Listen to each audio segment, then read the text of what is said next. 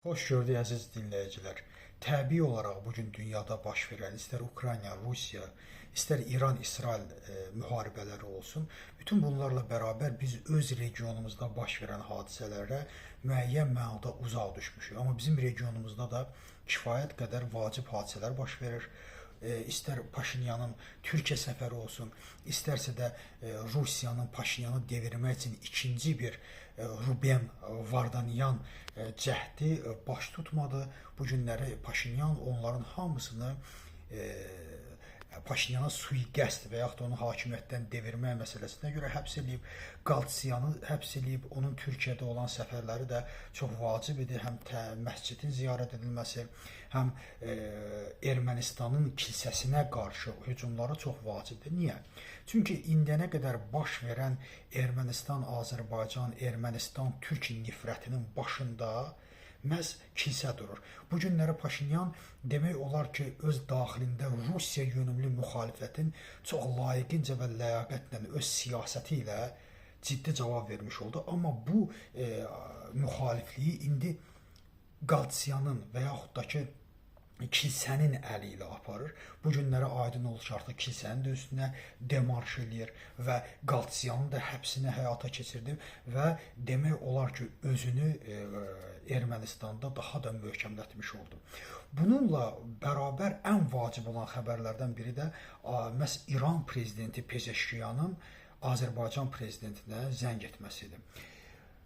Dostlar, burada bir maraqlı məqam ondan ibarətdir ki, İran iddia edir, İranın kanallarında da bu gedir və İran iddia edir ki, Azərbaycan məhz İsrail-İran müharibəsində Xəzər dənizi və Azərbaycan hövzəsindən İrana zərbələr endirilib və yaxud da kəşfiyyat məlumatları verib. Bu doğrudurmu? Nə qədər doğruluq payı var? Biz bunu istisna edə bilmərik. Bu bəllidir, çünki məhz İranın şimal hissəsində, istər Ərdəbildə, istər Təbrizdə dəqiq zərbələrlə İranın hava hücumundan müdafiə sistemləri, radar sistemləri sıradan çıxarılmışdır. Bu bizim çox vacib idi. Bu əslində qalsa İranın şimal istiqamətində bütün gözlərini kör etmək deməkdir.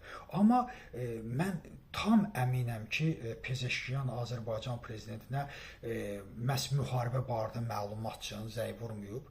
Böyük ehtimal burada İsrail məsələsi keçib. Böyük ehtimal burada İran məlumat verib Azərbaycana ki, bəs biz bilirik. Azərbaycandan yardımlar edilir İsrailə. Bu mümkündürmü? Bəli, mümkündür. Azərbaycan İsraillə birinci dəfə deyil ki, illərdir artıq biz onlarla fəaliyyət göstəririk. Bilirsiniz, əvvəllər PUA məsələsi də vardı və Azərbaycan da bu məsələdə öz sakitcə, belə deyək, öz siyasətini yürütmüş olur. Mən bunu istisna etmirəm ki, məhz birbaşa Pezeşkiyan bunun məsələsini Azərbaycandan soruşub və bunun cavabı necə olacaq? Əlbəttə biz bunu bilməyəcəyik. Yenə də ola bilsin ki, İran mətbuatından biz bunu öyrənmiş olduq. İstədim ki, bu məlumatı da sizə verim ki, yəni bu tezlikcə müharibənin bitməsinə 2 gündən sonra Azərbaycan prezidenti ilə danışmaq 100% mən deyirəm ki, məhz bu istiqamətdə də İran Azərbaycan hökumətinə bildirib ki, məhz biz bilirik, İsraildən İrana endirilən zərbə və İsrailin İranda kəşfiyyat aparmasının ən birinci dislokasiya mərkəzi Azərbaycandır və bu barədə Azərbaycana böyük ehtimalla məlumatın bildirib, belə deyək, bu barədə pis olduqlarını bildirib, bu barədə narahat olduqlarını, narahatçılığını bildirmiş oldu. Əlbəttə biz bunu bilməyəcəyik. Təfərrüatlarda bizə bunu anlatacaqlar ki, sonra ki, bunlar necəsən, nə var, nə yox.